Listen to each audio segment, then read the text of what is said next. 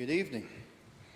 This being the last of a new year right here, the last of the old year coming to a new year, I always think about time. Last time I was here, I spent a lot of time talking about that on a devotional Wednesday night. So I'm going to try to focus with the arrow focus, hopefully, tonight. Tonight we're going to talk about vapor. We're going to talk about the Lord's willing. The Lord's will. Many times you may hear old timers or individuals saying, Lord willing, I'll see you next week. Lord willing, we'll be able to see you next Christmas. This, that, and the other, the people will plan for the future and say, Lord willing. And we have these plans. Many times in the Bible it talks about plans. I don't think it's bad to plan ahead. I think it's really excellent to do so. I'm glad that I was able to talk about this because I've been working on this ever so slightly, and then Ricky is doing the whole book of James on Sunday morning. And I was concerned that he was going to get to this scripture before I did. So I'm sure we'll get more about this, and there's very deep within this one. But if you turn to James 4, 13 through 17. I'll be reading from the New King James Version. James 4, 13 through 17. James packs a lot into a short amount of verses. Before this, he's talking about pride, promotes strife, humility, cures worldliness, and do not judge your brother.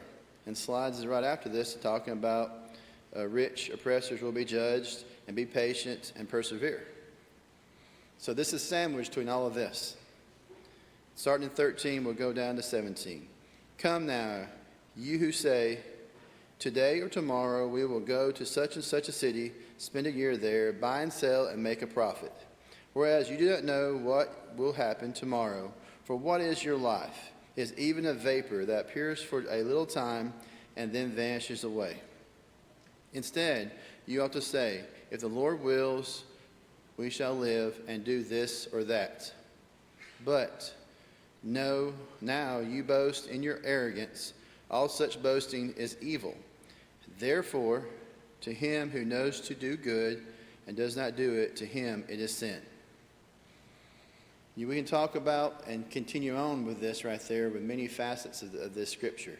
But simply put right here, we are to use an idea of if the Lord wills, we will get to do these things. Many different people I've talked with this idea, some young, some older, some talking about what is a vapor, sometimes known as a water droplet. We saw a lot of those a few days ago in snow, and then quickly they vanish away when it heats up. Sometimes we look at this right there, it says after this, for therefore to him who knows to do good and does not do it, to him is a sin. Here at Wood Avenue, there is a lot of good that we can do.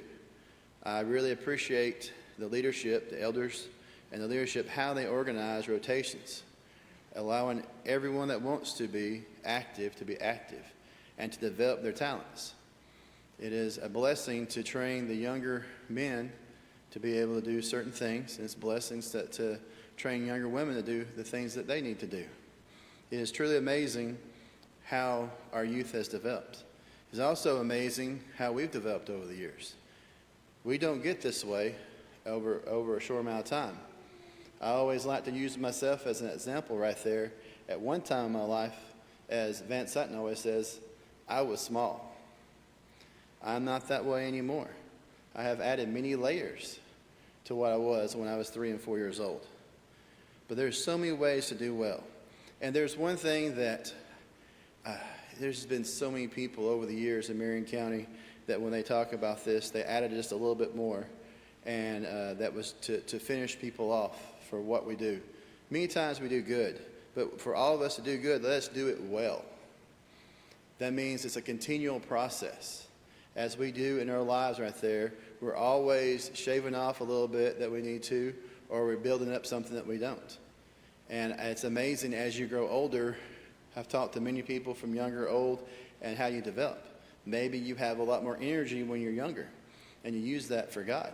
As you get older, you have become more knowledgeable, caring, and the words that you send out, the notes that you send, the letters, the encouraging words. They do matter, and they have done me well, and I've heard many other people that have done well too.